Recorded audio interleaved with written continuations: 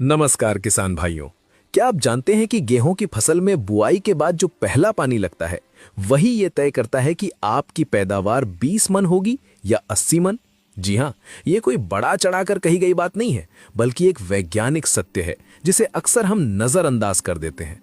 और आज के इस वीडियो में हम उसी सीक्रेट खाद कॉम्बिनेशन का पर्दाफाश करने वाले हैं जो बड़े बड़े कृषि वैज्ञानिक और रिकॉर्ड तोड़ पैदावार लेने वाले किसान इस्तेमाल करते हैं, लेकिन आम किसान तक ये जानकारी सही तरीके से पहुंच नहीं पाती। अगर आप भी चाहते हैं कि आपके गेहूं के हर पौधे में 20 से 25 कल्ले फूटे, जड़ें इतनी गहरी जाएं कि तेज हवा में फसल गिरे नहीं और दाना इतना मोटा हो कि मंडी में सबसे ऊंचा भाव मिले, तो ये वीडियो अंत तक देखिएगा, क्योंकि आज हम गेहूं की पहली सिंचाई के उस जादुई फॉर्मूले पर बात करेंगे जो आपकी खेती की तस्वीर बदल सकता है। स्वागत है आप सभी का हमारे चैनल पर, जहां हम लाते हैं खेती की सबसे सटीक और रिसर्च आधारित जानकारी। आगे बढ़ने से पहले अगर आप एक प्रगतिशील किसान हैं और अपनी फसल से प्यार करते हैं तो इस वीडियो को लाइक जरूर करें और चैनल को सब्सक्राइब कर लें, ताकि ऐसी ही महत्वपूर्ण जानकारी आपसे छूट न जाए। आज का हमारा चर्चा का विषय बहुत ही खास है और इसे शुरू करने से पहले मैं आपसे एक सवाल पूछना चाहूंगा। कमेंट करके जरूर बताएं कि पिछले साल आपने पहली सिंचाई पर यूरिया के साथ और क्या डाला था। क्या सिर्फ जिंक या कुछ और भी? अपने जवाब नीचे लिखें।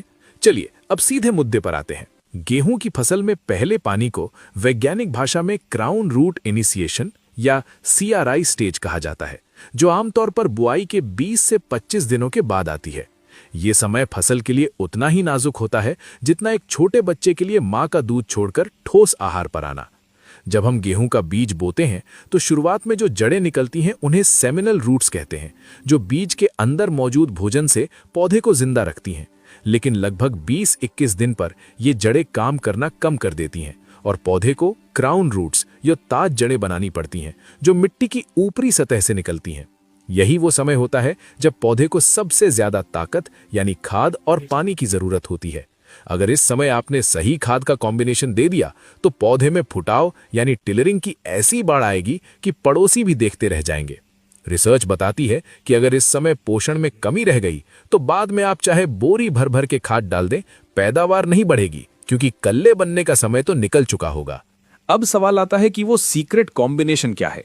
किसान भाइयों, अक्सर हम सोचते हैं कि बस यूरिया डाल दिया और काम हो गया, लेकिन रिकॉर्ड तोड़ पैदावार के लिए हमें यूरिया के साथ कुछ ऐसे सूक्ष्म पोषक तत्व और बायोस्टिमुलेंट्स मिलाने पड़ते हैं जो एक दूसरे की ताकत को बढ़ा देते हैं।